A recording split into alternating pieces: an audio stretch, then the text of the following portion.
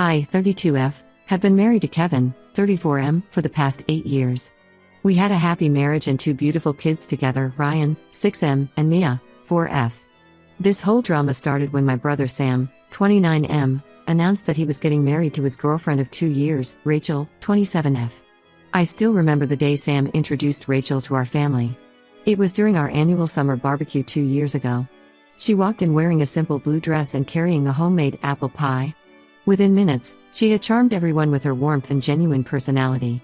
My mom particularly loved how Rachel would always offer to help in the kitchen during family gatherings, something none of her previous daughters-in-law did. Rachel worked as a nurse at the local hospital in the pediatric ward. She would often bring small gifts for my kids when she visited. Ryan and Mia absolutely adored her and would get excited whenever she came over. She would spend hours playing board games with them or helping them with their art projects. Sam would just sit there watching them with the biggest smile on his face. Sam and Rachel's relationship seemed perfect from the outside. They both had good jobs, shared similar values, and genuinely cared for each other. Sam worked as a software developer at a local IT firm and made good money. They had already bought a house together and were planning to start a family soon after marriage. The proposal was straight out of a romantic movie. Sam had taken Rachel to the same restaurant where they had their first date. He had arranged for the chef to hide the ring in her dessert. Rachel was so excited that she forgot to eat the dessert and almost swallowed the ring. We all laughed when Sam told us this story during their engagement party. My parents were over the moon about the engagement. Mom had always worried about Sam settling down as he was quite focused on his career. She immediately started planning the wedding, making lists of guests, and looking at possible venues. Dad, who was usually very reserved about spending money, told Sam he would cover all the wedding expenses. That's how much they loved Rachel. Everything was going perfectly until that fateful day when I went to visit my friend Kelly at the county clerk's office. Kelly and I had been friends since high school, and I would often drop by her workplace during lunch to catch up. That day, we were talking about Sam's upcoming wedding when Kelly's expression suddenly changed. She asked me if Rachel was divorced. I was confused and told her that Rachel had never been married before. Kelly looked concerned and said she needed to show me something. She pulled up some records on her computer that showed Rachel was legally married to someone named Marcus Thompson. The marriage certificate was dated 8 years ago, and there were no divorce records. I felt like someone had punched me in the gut. How could Rachel do this to Sam? Why would she agree to marry him when she was already married to someone else? My mind was racing with questions. Kelly advised me to talk to Rachel before doing anything else. I couldn't sleep that night. Kevin noticed something was wrong, but I couldn't bring myself to tell him yet. I needed to talk to Rachel first. The next day, I asked Rachel to meet me for coffee, making sure Sam wouldn't know about our meeting. When I showed Rachel the marriage records, she turned pale. Her hands started shaking and she couldn't even hold her coffee cup properly. After a few minutes of silence, she started crying and told me everything. She met Marcus when she was 19 and working as a waitress to pay for nursing school. He was charming and swept her off her feet. After dating for just 3 months, they got married at the courthouse. Her parents were against the marriage, but she was young and in love. The marriage lasted only 6 months. Rachel discovered that Marcus was cheating on her with multiple women. When she confronted him, he packed his bags and disappeared. She tried to find him to serve him divorce papers, but he had vanished completely. He had apparently given her a fake social security number, and his family claimed they didn't know where he was. Rachel was devastated but eventually picked herself up and focused on finishing nursing school. As years passed, she convinced herself that since Marcus had disappeared and they were separated, it didn't matter that they were still legally married. When she met Sam, she fell truly in love for the first time since Marcus. She couldn't bring herself to tell him about her past marriage, fearing she would lose him. She begged me not to tell Sam, tears streaming down her face. She said she had hired a private investigator to find Marcus and was planning to get divorced before marrying Sam. She just needed more time. I felt terrible for her, but I knew this wasn't right. She was planning to commit bigamy, which was not only morally wrong but also illegal. I gave her 2 weeks to tell Sam herself. She promised she would, but kept making excuses. Meanwhile, the wedding preparations were in full swing. My parents had already paid deposits for the venue and the caterers. Mom was busy finalizing the guest list and Dad was looking into hiring the band Rachel wanted. 2 weeks passed and Rachel still hadn't told Sam anything. I couldn't let this go on any longer. I knew I would feel guilty for the rest of my life if I let Sam marry someone who was already married. So I told him everything. Sam didn't believe me at first. He thought I was joking or maybe confused. But when I showed him the marriage records Kelly had given me, his face fell. He confronted Rachel that same night. She tried to minimize the whole thing, saying it was just a stupid mistake from her past and that Marcus meant nothing to her. But Sam was more hurt by her lying than her being married. He said he couldn't trust someone who could keep such a huge secret from him for 2 years. He called off the wedding immediately. My parents were initially angry at me for ruining Sam's relationship. Mom had already sent out some of the wedding invitations and Dad had paid non-refundable deposits. But when they understood the gravity of the situation, they agreed I did the right thing. Rachel's family was furious with me. Her sister Sarah started spreading rumors in our social circle about how I was jealous of Rachel because she was younger and prettier than me. She said I couldn't stand to see Sam happy and wanted to destroy Rachel's life. My husband Kevin supported my decision but suggested that maybe I should have waited until Rachel found Marcus and got divorced. Now Sam is severely depressed. He took a leave from work and spends most of his time locked in his apartment. He won't talk to anyone except Kevin sometimes. Rachel keeps trying to contact him but he has blocked her everywhere. I feel guilty seeing Sam like this but I know I did the right thing. I couldn't let him marry someone who was already married and had lied to him for years. Ida for exposing Rachel's secret marriage? Update 1 first, I want to thank everyone who commented on my original post. Most of you supported my decision to tell Sam about Rachel's marriage, which helped me feel less guilty about the whole situation. A lot has happened in the past 2 months, and I need to share these shocking developments with you all. The private investigator Rachel hired finally found Marcus. He was living in Ohio, just 3 states away from us. When Kelly heard this, she helped us get access to Ohio's marriage records. What we found was disturbing. Marcus had remarried 5 years ago to a woman named Amy Johnson and they had 2 kids together, a 4-year-old boy and a 2-year-old girl. When Rachel's lawyer contacted Marcus about the divorce, his current wife Amy reached out to me through Facebook. Her message was heartbreaking. She had no idea Marcus was already married when she married him. She was devastated to learn that her marriage wasn't even legal and that her children were technically illegitimate. She had quit her job as a kindergarten teacher when their first child was born because Marcus insisted he made enough money to support them. Amy asked if we could talk over the phone. When I called her, she broke down completely. She told me how Marcus had been acting strange for the past few weeks, ever since Rachel's lawyer contacted him. He had started working late, was being secretive with his phone, and had suddenly become very interested in their financial documents. I felt terrible for Amy. She was in an even worse situation than Rachel. At least Rachel had her career and financial independence. Amy had been a stay-at-home mom for 4 years with no income of her own. She asked me if I could help her get in touch with Rachel's lawyer, which I did. But before Amy could take any legal action, Marcus pulled his disappearing act again. He cleaned out their joint bank account, leaving Amy with just $243 to her name. He took their car and left her stranded with 2 young children. Amy had to call her parents, who lived 6 hours away, to come pick them up. She and the kids are now living with her parents while they figure out what to do next.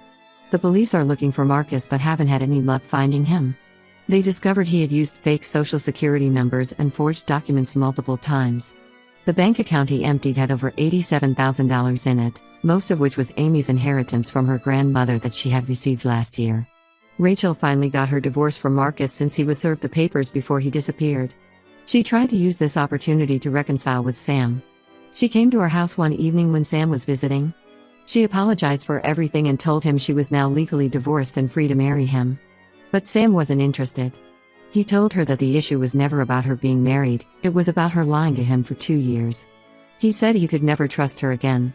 The most shocking development came last week when Amy's lawyer discovered that Marcus had 2 more wives in different states. He had married a woman named Jennifer in Florida 3 years ago and another woman named Lisa in Texas 7 years ago. His pattern was always the same. He would marry women who had some money or inheritance, convince them to put their assets in joint accounts, and then disappear with everything. Rachel and Amy decided to go to the police together. They're working with detectives who specialize in fraud cases. The authorities are now treating this as a multi-state criminal investigation. Marcus is wanted for fraud and bigamy in at least 4 states. The FBI is also involved because he crossed state lines while committing these crimes. Sarah, Rachel's sister, finally came to see me yesterday. She apologized for spreading rumors about me. She admitted that Rachel had confided in her about Marcus 2 years ago, but she thought it wasn't a big deal since they were separated. She said she never imagined Marcus would turn out to be such a career criminal who had destroyed multiple families. My parents now tell me they're proud of me for speaking up. Mom says if Rachel had married Sam, Marcus might have shown up years later to cause problems or try to extort money from them. Dad has been helping Amy find a good lawyer to fight for her children's rights. Kevin pointed out something interesting. If I hadn't exposed Rachel's secret marriage, Marcus might have continued his scheme for years, targeting more women. In a way, this whole mess led to him being exposed, and hopefully, he'll be caught soon and face justice. Sam is still processing everything, but he's doing better now. He's back at work and has started going to the gym again. He feels terrible for Amy and her kids and has been helping them by sending groceries and toys for the children. It's nice to see him caring about someone again after months of depression. I know this update probably isn't what anyone expected, but life is stranger than fiction sometimes. I'll keep you all posted if there are any more developments in catching Marcus or helping his victims get justice. Anyone know if the children's birth certificates will be affected by their parents' marriage being invalid? Amy is worried about this, and I'd appreciate any legal advice. Update 2: the past few months have been a roller coaster. Marcus was finally arrested in Florida last week. He was living with a wealthy widow and was actually planning to marry her next month. The FBI found him through his Instagram account, where he was posting photos of expensive restaurants and yacht parties. Turns out his downfall was his love for showing off his lavish lifestyle. When the police arrested him, they found multiple fake IDs, forged documents, and credit cards in different names. They also discovered that he had stolen over $400,000 from various women over the years. The widow he was living with had already given him access to her investment accounts. She broke down at the police station when she learned about his other wives. Rachel testified against him in court along with Amy, Jennifer, and Lisa. It was the first time all of Marcus's wives were in the same room. The prosecutor is pushing for the maximum sentence since Marcus showed no remorse. He actually had the audacity to smirk when Rachel was giving her testimony. But the biggest surprise wasn't Marcus's arrest. It was what happened between Sam and Amy. When Amy came to town for Marcus's trial, she stayed at our parents' house with her kids. Sam offered to help her with childcare during the trial days since she couldn't afford a babysitter. At first, I thought Sam was just being nice because he felt bad for Amy's situation. But soon I noticed how he would light up whenever Amy was around. He started spending all his free time with her and the kids, taking them to the park or helping the older one with his preschool homework. Amy's kids absolutely adore Sam. Her son Jack started calling him Uncle Sam and would cry when he had to leave. Her daughter Emma would only eat if Sam was the one feeding her. It was heartwarming to see how naturally Sam fit into their lives. Last month, Sam finally admitted to me that he and Amy had been dating for a few weeks. He was worried about what everyone would think, him dating Marcus's other wife. But honestly, everyone in the family is thrilled. Amy is nothing like Rachel. She's genuine, honest, and puts her kids first. Rachel found out about Sam and Amy through mutual friends. She didn't take it well. She showed up at Sam's apartment one night, completely drunk, screaming about how he was trying to get revenge on her by dating Amy. Sam had to call the police to get her to leave. Sarah later called to apologize for Rachel's behavior and informed us that Rachel was going to therapy to deal with her issues. The most heartwarming part of this whole situation is how my parents have embraced Amy and her kids. Mom is teaching Amy how to bake her famous apple pies, and Dad has already started a college fund for both Jack and Emma. My kids love having new cousins to play with, and our family gatherings are livelier than ever. Kevin and I invited Amy and her kids for Thanksgiving dinner. She made this amazing sweet potato casserole that everyone loved. During dinner, Jack announced to everyone that he wanted Sam to be his new daddy. The look on Sam's face was priceless, a mixture of joy, surprise, and love. I haven't seen my brother this happy in years. Rachel moved to Seattle for a fresh start. Sarah told me she's doing well in her new job at a bigger hospital and has joined some support groups. She still sends occasional texts to Sam, but he doesn't respond. I sometimes feel bad for her, but then I remember how she was willing to commit bigamy and lie to my brother for years. Marcus's trial is set for next month. His lawyers tried to negotiate a plea deal, but the prosecutor refused since they have solid evidence of his crimes. Amy's lawyer is also working on getting her marriage annulled and securing child support from Marcus, though everyone knows he'll probably never pay it.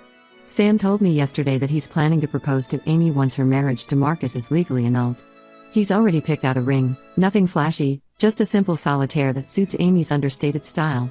He asked me to help plan a small, intimate proposal because he knows Amy wouldn't want anything grand or public. Looking back, I'm so glad I spoke up when I discovered Rachel's secret. Even though it caused a lot of pain initially, it led to Marcus being caught and prevented him from hurting more women. And somehow, through all this chaos, my brother found his true happiness. Sometimes life works in mysterious ways. Update 3: I can't believe how much has changed since my first post. Sam and Amy got married last weekend in our parents' backyard. It was a small ceremony with just family and close friends. Amy wore a simple cream-colored dress, and her kids matched in cream outfits. Jack was the ring bearer, and Emma was the flower girl, though she ended up throwing all the petals at Sam instead of the aisle. The most touching moment was during the vows when Sam included special promises to Jack and Emma. He promised to always be there for them, to love them as his own, and to never leave them like their biological father did. There wasn't a dry eye in the garden. Even my dad, who never cries, was wiping tears away. They're now in the process of legally changing the kids' last names to Sam's. Amy's lawyer said it should be straightforward since Marcus lost all parental rights after his conviction. Speaking of Marcus, he was sentenced to 5 years in prison and ordered to pay restitution to all the women he defrauded.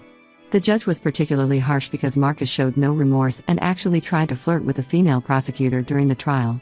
Rachel attended the sentencing but left quickly after. According to Sarah, she's engaged to a doctor she met at her new hospital in Seattle. They've been dating for 4 months and are planning a small courthouse wedding next spring.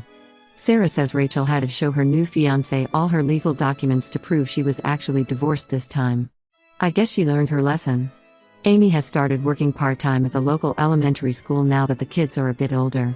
Sam adjusted his work schedule so he can pick up the kids when Amy has afternoon shifts. It's amazing to see how seamlessly they've blended their lives together. My kids love having Jack and Emma around more often, and our family dinners have become quite lively affairs. The most surprising development was that Amy's parents decided to move closer to us.